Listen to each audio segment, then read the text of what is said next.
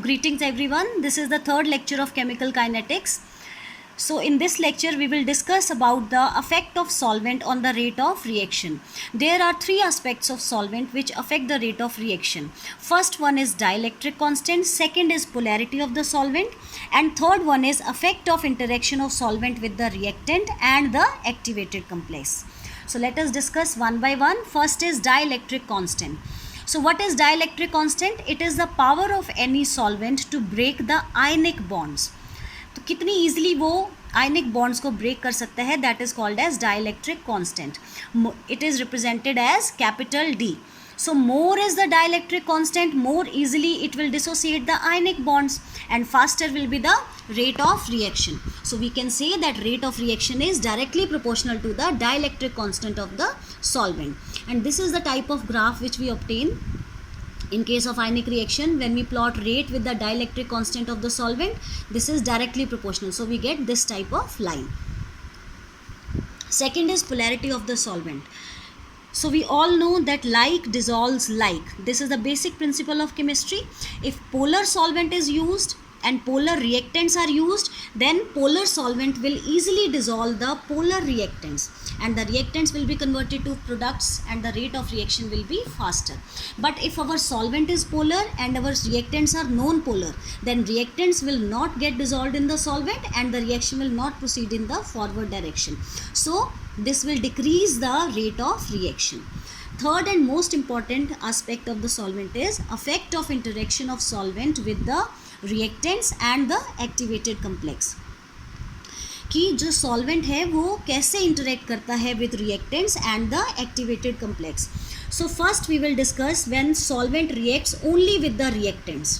When solvent dissolves our reactant molecules. So we know this is the basic type of graph. This is energy of reactants and then they have to cross this energy barrier and then they are converted to products. So what we are discussing, that when solvent dissolves our reactant, when solvent will dissolve the reactant, its energy will get decreased. Why the energy will decrease? Because energy will be released, that will be called as energy of dissolution. So energy of reactants will decrease while the energy of products will remain the same. So this dotted line represents the graph when reactants are dissolved in the solvent. So ER dash represents the energy of reactants when dissolved in the solvent and EA dash is the energy of activation of this reaction. This is the energy of reaction when reactants were not dissolved in the solvent. So we can see from this reaction that energy of activation, earlier the energy of activation was this much and when the reactants are dissolved in the solvent, energy of activation increases.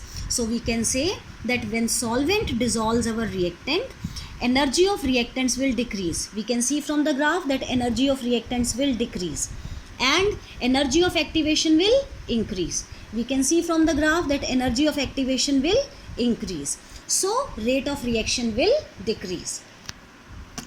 Second case which we will discuss is that when solvent reacts with the activated complex. First example we discussed when solvent dissolves the reactant. Second is when our solvent interacts with the activated complex.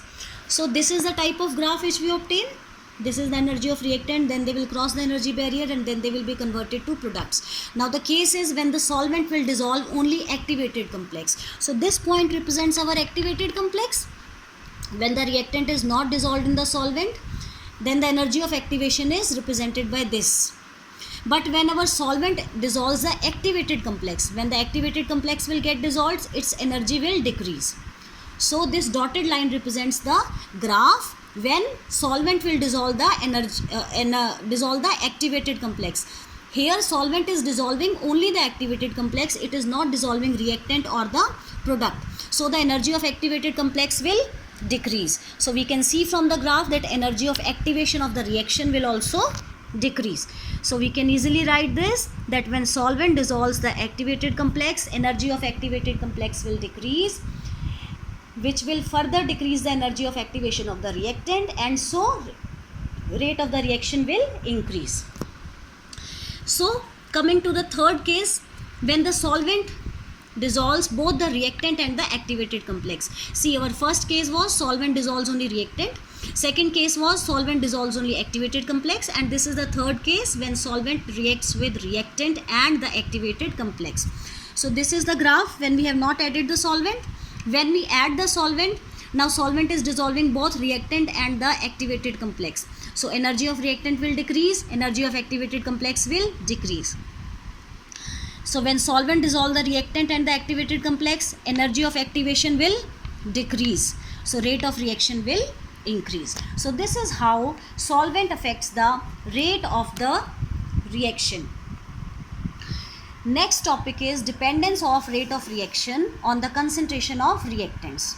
Now we know according to the law of mass action, rate of reaction is directly proportional to the concentration of reactants. Law of mass action. Let us consider this reaction. A moles of A react with B moles of B to give the product. So how we will write the rate of reaction? Rate of reaction is directly proportional to concentration of reactant, first reactant, that is A, raised to power to the number of moles of the reactant represented in the balanced chemical equation.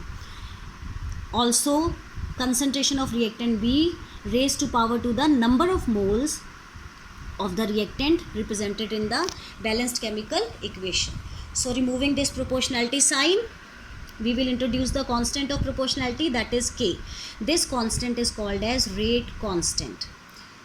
So our law of mass action becomes rate is equal to K into A raised to power A, B raised to power B. But when experimentally the rate of reaction was calculated, it was observed that experimentally rate of reaction does not depends upon all the A moles of A. मान लो आपने you have taken 10 moles of A. So you will when you will start the reaction, you will observe that rate of reaction only depends upon 4 moles of A. So it is not depending upon all the A moles, that is all the 10 moles of A.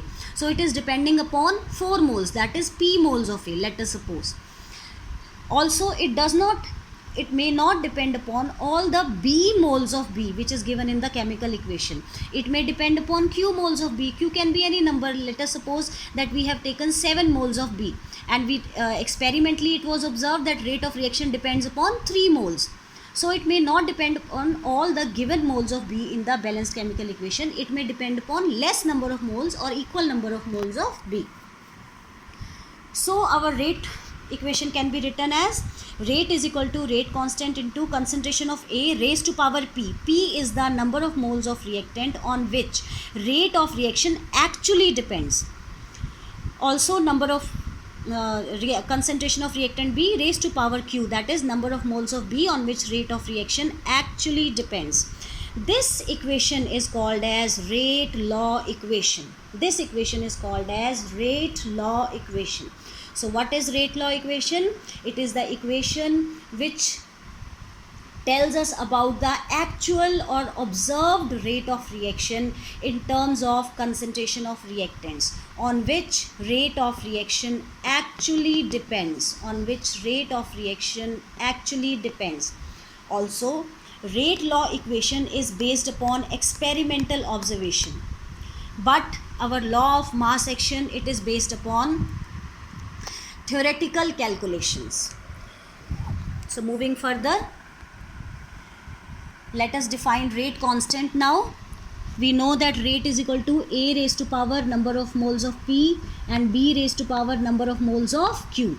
So let us suppose concentration of A is equal to unity and concentration of B is also taken as 1 moles per liter. So A is also 1, B की value is also 1, rate will become equal to K. So from here we can define our rate constant K.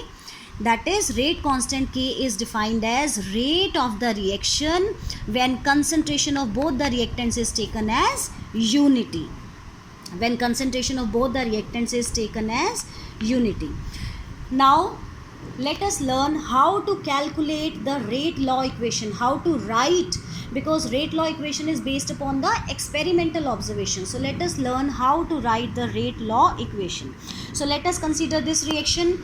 2 moles of NO reacts with 1 mole of oxygen and it gives us 2 moles of NO2, that is nitrogen dioxide. So this is the table. We can monitor the concentration in form of this table. This column represents the concentration of NO. This column represents the concentration of oxygen at different intervals of time, and this column is telling us about the rate of formation of NO2. See, they have different values. Now let us consider this step when concentration of NO is doubled. जब हम NO की concentration को double करेंगे. So when concentration of NO is doubled, when we are looking the effect of one reactant, when we are looking at the effect of one reactant on the rate of reaction, then make sure concentration of other reactant is constant. Then only we can study the effect of one reactant on the rate of reaction.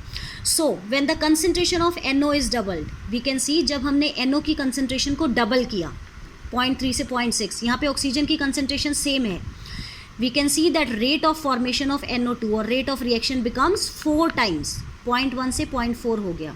So when concentration of NO is doubled, rate increases by 4 times. So we can write that rate is directly proportional to concentration of NO raised to power 2. 4 times तभी होगा ना, 2 raised to power 2 will become 4. So rate is directly proportional to NO raised to power 2. Now we want to have the study the effect of oxygen on the rate of reaction. So for this we will have to keep the concentration of NO as constant. So we can see when the concentration of NO is same and concentration of oxygen is doubled. See, when the concentration of NO is same, in first and third experiment concentration of NO is same and the concentration of oxygen is doubled, 0.3 से 0.6 कर दिया, then the rate of reaction becomes double. Then the rate of reaction becomes double. So when the concentration of oxygen is double, rate of reaction becomes double. So we can write that rate is directly proportional to concentration of oxygen raised to power 1, because oxygen double होगा तो rate of reaction will become double. So we can write that our rate of reaction depends upon NO raised to power 2 and oxygen raised to power 1. So this is how you can determine the rate law equation from the experimental observation. Now what is rate constant and the order of the reaction? What is order of the reaction? It is the sum of powers to which concentration terms must be raised in the rate law equation. So this is our rate law equation. Rate is equal to K into A raised to power P and B raised to power Q. So order is equal to sum of the powers of the concentration terms in the rate law equation. So order is equal to P plus Q. If order comes out to be 0, it is called zero order reaction. If order comes out to be 1, it is called as first order reaction. If order comes out to be 2, it is called as second order reaction. For example, let us consider this reaction. 2NO2 gives us 4NO2 plus oxygen. So rate can be written as rate is equal to K into N2O5 raised to power 1. See, this is rate law equation. According to law of mass action, we can write rate is equal to K into N2O5 raised to power 2. But this is rate law equation which is dependent upon the experimental observation. When the experiment was done, it was found that rate of reaction does not depends upon 2 moles of N2O5 which is given in the equation. Rate of reaction actually depends upon the 1 mole of oxygen N2O5. So our reaction is of first order. Also order can be in fractions also. Let us consider this equation. CHCl3 plus Cl2 gives us CCl4 plus HCl. So it was found that rate of reaction depends upon 1 moles of CHCl3 and only half moles of Cl2.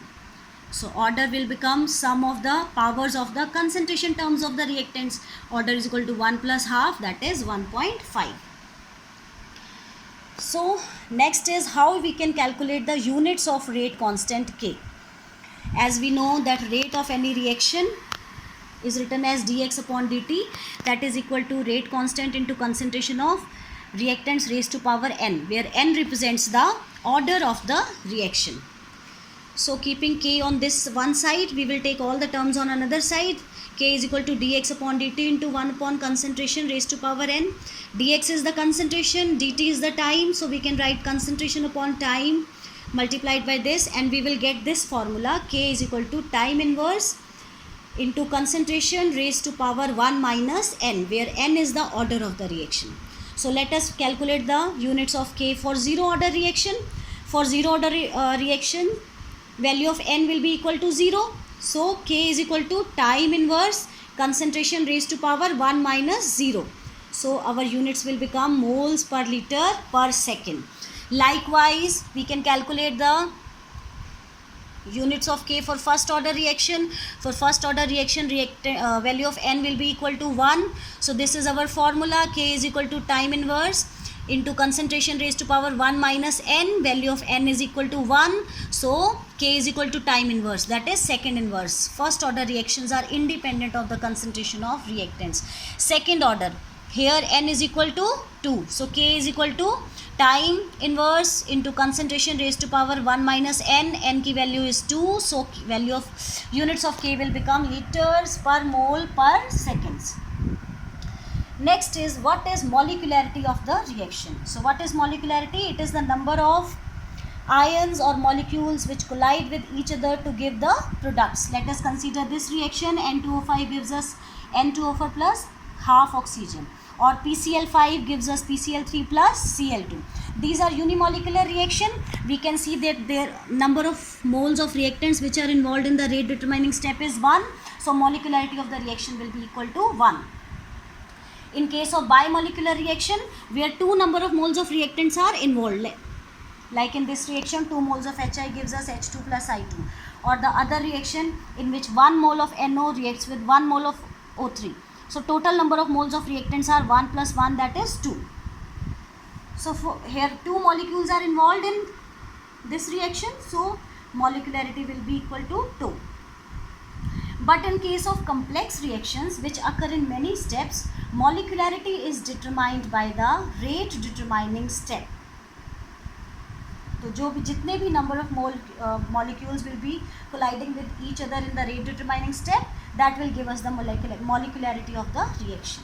Next is half life period. It is written as T half. It is defined as time in which concentration of reactants is reduced to half of its original concentration. Like let us suppose we have taken 10 gram of reactant, and after 20 seconds it is reduced to 5 gram. So that 20 seconds will be the half life period of the reactants. Thank you.